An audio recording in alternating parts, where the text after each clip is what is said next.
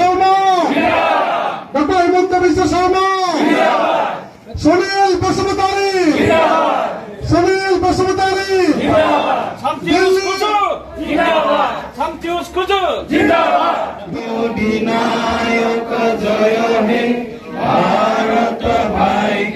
অতি আনন্দ পাইছোঁ বিজেপি দলতে মই যোগদান হ'বলৈ পাইছোঁ কাৰণ মাননীয় আমাৰ মুখ্যমন্ত্ৰী ডাঙৰীয়া হিমন্ত বিশ্ব শৰ্মা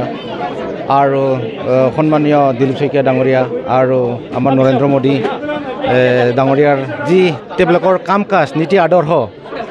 মই দেখি আছোঁ দেশখন উন্নতিৰ কাৰণে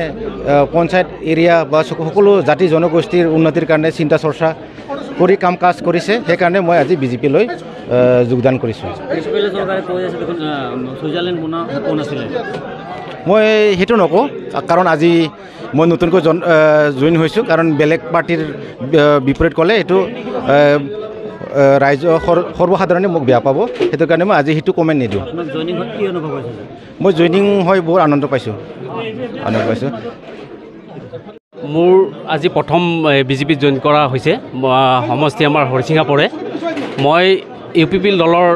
মানে প্ৰাইমাৰী সভাপতি আছিলোঁ কিন্তু মোৰ দলটো ভালে আছিলে কিন্তু কাম কাজত মোৰ সন্তুষ্ট নহয়